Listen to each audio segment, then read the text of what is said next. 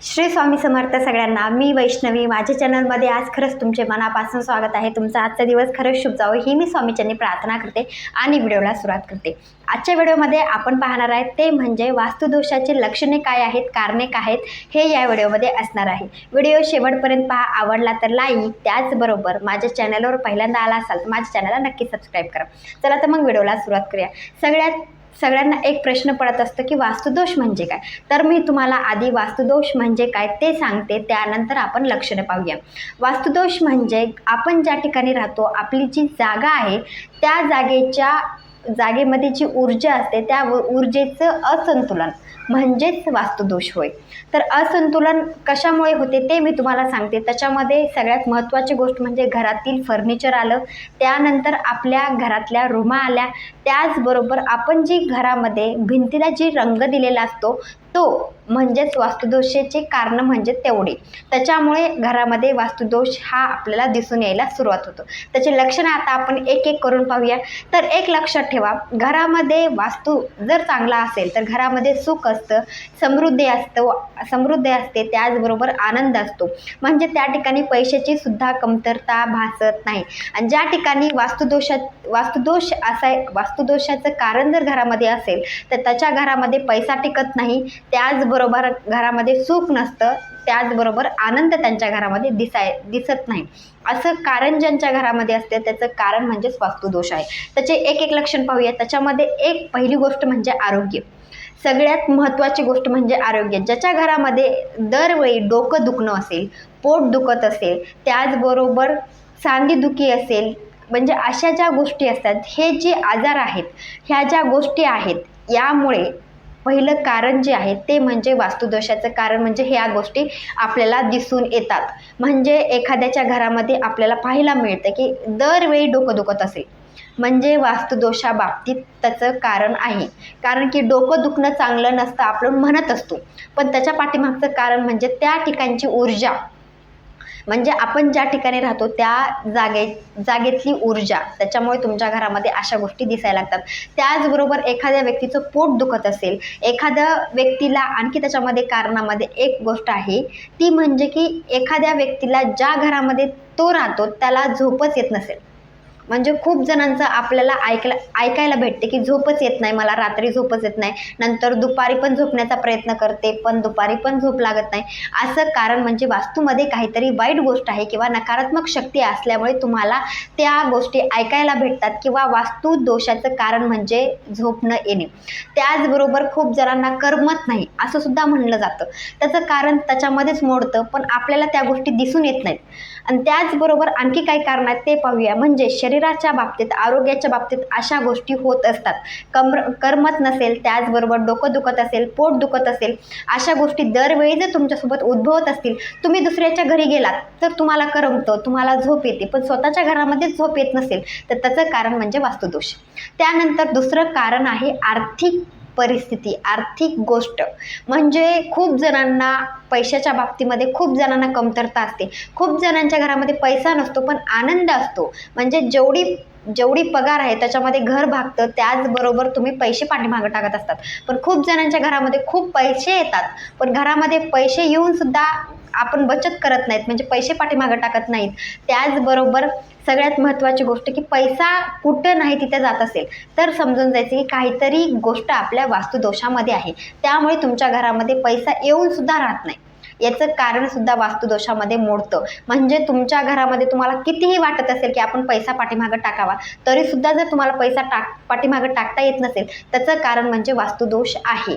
लक्षात ठेवा, तुमच्या घरामध्ये आर्थिक परिस्थितीच्या बाबतीमध्ये अशा गोष्टी होतात. पैशाच्या बाबतीमध्ये घरामध्ये आपण पैसा साठवण्याचा प्रयत्न करत असतो, लक्ष्मी साठत नसते, म्हणजे आपण प्रयत्न करत असतो. जेव्हा वेळ येईल त्यावेळेस त्याचाच वापर आपल्याला करायचा असतो, तरीसुद्धा जी पैसे आपण ठेवलेले आहेत साईडला ते सुद्धा पैसे आपल्या घरामध्ये जात आहेत. म्हणजे काहीतरी घरामध्ये अशी अडचण येऊन बसत आहे की त्याचा वापर आपण नाही तिथं करत आहेत. म्हणजे याचं कारण म्हणजे वास्तुदोष आहे. लक्षात ठेवा, अशा गोष्टी खूप जणांच्या घरामध्ये घडत असतात पण त्याचं कारण आपल्याला माहीत नाही. किंवा आपण असं नाही आहे की ज्याचं स्वतःचं घर आहे, जे भाड्याने राहतात म्हणजे रेंट न राहतात त्यांच्यासाठी सुद्धा मी सांगत आहे. त्याचबरोबर एक कारण मी तुम्हाला सांगू इच्छिते.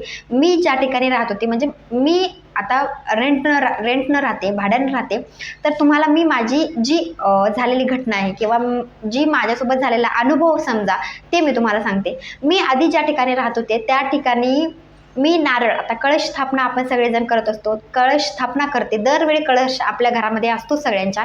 तर मी ज्या ठिकाणी आधी राहत होते त्या ठिकाणी मी कळश स्थापना केलेली होती. तर त्याला खूप छान कोंब आलं, म्हणजे कोंब आपल्या सगळ्यांना माहिती, कोंब आलं, एवढं कोंब आलं, पण इतकं छान आलं, पण थोड्या दिवसाने ते जळलं आपण म्हणतो त्याला. पण म्हणजे त्या ठिकाणी कोंब येत होतं पण जळून जायचं. ह्याचं कारण मला आणखी पण माहिती नाहीये. पण एक गोष्ट खूप जणांना ज्यावेळेस मी विचारली तर त्यांचं म्हणणं की वास्तुदोषामुळे अशा गोष्टी होत असतात.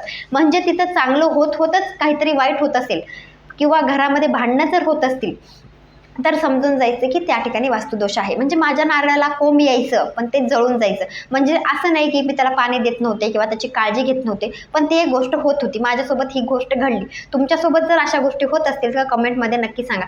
त्यानंतर आता मी रूम चेंज केली, मी आता दुसरीकडे आहे, तर मी तुम्हाला माझं जी नारळ आहे त्याला खूप छान कोंब आले. म्हणजे आणखी त्याला काहीच झालं नाही. मी जशी पहिली काळजी घेत होते तशीच मी त्याची काळजी घेतली, तर खूप छान त्याचा कोंब येऊन आता मी तुम्हाला दाखवते व्हिडिओ, म्हणजे शॉर्टमध्ये मी तुम्हाला, म्हणजे आता इथं मी लिंक इथं दाखवते ज्यामुळे तुम्हालाही समजेल की खूप छान आता ते नारळ बाहेर, म्हणजे खूप छान त्याची प्रगती होत आहे. पण पहिल्या ठिकाणी ती ज्यावेळेस जळालं किंवा ती ज्यावेळेस कोंब आलेलं जळलं त्यावेळेस खूप वाईट वाटलं मला. पण आता माझ्या लक्षात आलं की खरंच वास्तुदोषामध्ये सुद्धा खूप गोष्टी असतात. त्याचबरोबर मी ज्या ठिकाणी राहत होते त्या ठिकाणी आमच्या घरामध्ये कुणाचं का होईना कुणाचं काहीतरी दुखत होतं. असं मी म्हणत नाही की काहीही कुणाच्याही घरामध्ये होतं, असं नाही की तुम्ही लगेच रूम चेंज करा. आपण त्या ठिकाणी सेवा जेवढ्या करताल त्याच्यामुळे खूप गोष्टी चांगल्या व्हायला सुरुवात होते. पण आपल्याला ह्या गोष्टी माहिती होणं गरजेचं आहे की वास्तूमध्ये खूप गोष्टी असतात. वास्तू म्हणजे भिंतीला पण कानं असतात आपण म्हणत असतो. तर एक लक्षात ठेवा, तुमच्या घरामध्ये खरंच काहीतरी गोष्टी वाईट होत आहे किंवा तुम्हाला जी गोष्ट वाटत नाही किंवा तुम्हाला असं वाटत नाही की वास्तुदोष नाहीये, तर तुम्ही आणखी सेवा करा, त्याच्यावर तुम्हाला काहीतरी उपाय नक्की निघेल. तुम्ही स्वामी सेवेमध्ये आहात, तुम्ही सेवा देवाची करता, तुम्ही देवावर विश्वास ठेवता, तर अशा गोष्टीला बळी पडू नका. पण अशा ज्या गोष्टी आहेत त्या होत आहेत, ह्याचं कारण काय, वास्तुदोष आहे, तुम्ही समजू शकता. तर त्याच्यामध्ये खूप कारण आहेत. त्याच्यामुळे आपलं वास्तुदोषाबाबतीत ज्या गोष्टी सांगितल्या जातात त्याचं निवारण करण्यासाठी खूप उपाय आहेत. ते उपाय जर तुम्ही केला तर ते गोष्टी कमी व्हायला सुरुवात होणार आहे. त्यानंतर सगळ्यात महत्त्वाची गोष्ट, दुसरी गोष्ट येते आता आर्थिक परिस्थितीमध्ये पैसा नाही तिथं जाणं असेल किंवा तुम्हाला तुमचं काम म्हणजे तुमच्या तोंडापाशी आलेलं निघून जात असेल, ती गोष्ट सुद्धा लक्षात ठेवा. म्हणजे तुम्ही खूप प्रयत्न केलात, तुमचं यश तुमच्या पदरात पडणार, त्याच्या आधीच काहीतरी होणार, अशा गोष्टी सुद्धा होतात. लक्षात ठेवा.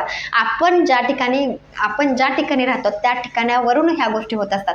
तुम्ही समजा तुम्ही तुमच्या ऑफिसमध्ये खूप काम करतात, पण तुमच्या घरातली जी आहे, तुमची जी परिस्थिती आहे ती, म्हणजे तुमची जी जागा आहे त्या जागेमुळे सुद्धा तुमच्या गोष्टी तुम्हाला तुमच्या जागेमुळे, तुम्ही ज्या ठिकाणी राहतात त्याच्यामुळे सुद्धा तुम्हाला यश येत नाहीये.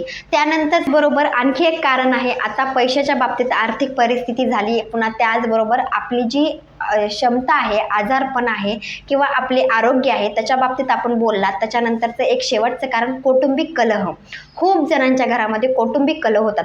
त्याच्यामध्ये महत्त्वाची गोष्ट असेल, सुनाचं जमत नसेल, नवरा बायकोचं जमत नसेल, बोलतच भांडणं होत असतील, म्हणजे छोट्या छोट्या गोष्टीवरून जर तुमच्या घरात भांडणं होत असतील त्याचं कारण म्हणजे खरंच वास्तुदोषाचं कारण आहे.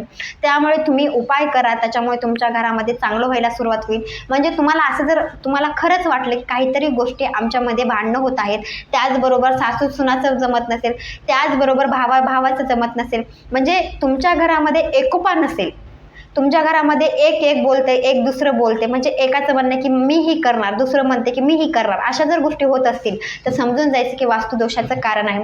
त्याच्यासाठी तुम्ही खूप उपाय करा, त्याच्यामुळे तुमच्या घरामध्ये परिवर्तन व्हायला सुरुवात होईल, तुमच्या घरामध्ये चांगल्या गोष्टी व्हायला सुरुवात होईल. तुमच्या घरामध्ये पैसा टिकत नसेल तर टिकण्यासाठी सुरुवात होईल. खूप गोष्टी करायला सुरुवात करायच्या, त्याच्यामध्ये तुमच्या घरामधील जी खराब वस्तू आहे त्या घराच्या बाहेर काढून टाकायच्या आहेत. तुमच्या घरामध्ये जाळ्या आळ्या होत असतील तर त्या नीट करायच्यात, म्हणजे त्याच्यावर निवारण करायचं आहे.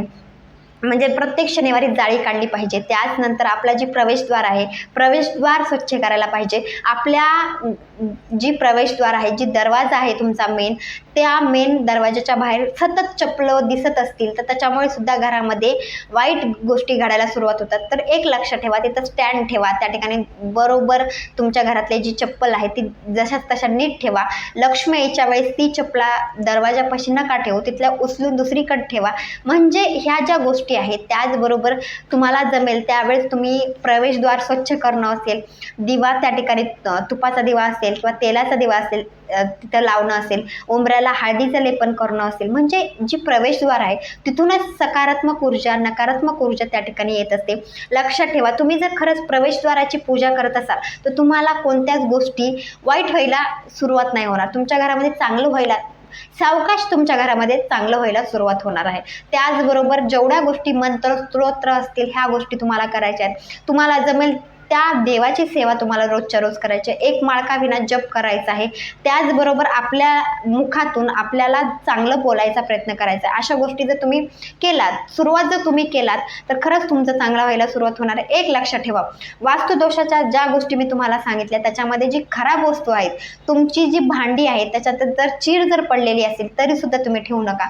त्याचबरोबर आपले जी देव असतात, महत्त्वाची गोष्ट, ती देव जर जी तुमचे देव आहेत, देव जर खराब झाले असतील, म्हणजे छिद्र पडलेलं असेल किंवा तुमचं जी देव आहे त्या देवाकडे बघू सुद्धा वाटत नसेल तरी सुद्धा तुम्ही त्या देवाची पूजा तुमच्या देवघरामध्ये करत असाल तर या सेवा जी आहेत त्या सेवा करून सुद्धा तुमचा काही फायदा नाहीये. म्हणजे तुमचं घर, म्हणजे देवघराकडे बघितल्या मन प्रसन्न वाटलं पाहिजे. म्हणजे तुमचं चौरंगावर पण देव असू दे, पण देवाकडे बघितलं की तुमचं मन प्रसन्न वाटलं पाहिजे. अशा गोष्टी ज्या आहेत ह्या गोष्टी करायला सुरुवात करा. तुमचं जे देवघर आहे खूप खराब दिसते तरी सुद्धा तुम्ही ठेवले तर तुम्ही आधी देवघर बदला. मी म्हणत नाहीये की तुम्ही लगेच नवीन देवघर आणा, नवीन देवघरावर तुमचे देव ठेवा म्हणजे तुमचं लगेच चांगलं होईल असं नाहीये. म्हणजे तुम्ही ज्या गोष्टी करत नाही त्या गोष्टी करायला सुरुवात करा. त्याचबरोबर तुम्ही प्रत्येक दिवशी आरती करत नाहीयेत. ज्या दिवशी तुम्ही आरती करता त्या दिवशी तुम्हाला कापूर जाळायचा आहे. म्हणजे आपलं घरातलं वातावरण बदलायला सुरुवात व्हावी. ज्या गोष्टीमुळे आपल्या घरात भांडणं होतात, म्हणजे तुम्ही सेवा करा, पाठ करा आणि तुम्ही वाईट बोलायलात तर ह्या गोष्टीला काहीही फरक पडत नाही. म्हणजे तुम्ही वाईट बोलायलात म्हणजे तुम्हाला कोणत्या सेवेचं फळ भेटणार नाहीये. म्हणून तुम्ही सेवा करता तर मनातून करा. म्हणजे तुमच्या घरातून एखाद्याला वाईट बोलताना 10दा तुम्ही विचार केला पाहिजे. अशा गोष्टी जर तुम्ही केलात तर खरंच तुमच्या घरामध्ये वास्तुदोष आहेत ती कमी व्हायचा प्रयत्न होईल. त्याचबरोबर खूप गोष्टी आहेत ज्याच्यामुळे वास्तुदोष कमी होईल. माझा हा व्हिडिओ आवडला असेल लाईक, शेअर, सबस्क्राईब नक्की करा. भेटूया नंतरच्या व्हिडिओ मध्ये. कमेंटमध्ये श्री स्वामी समर्थ नक्की लिहा.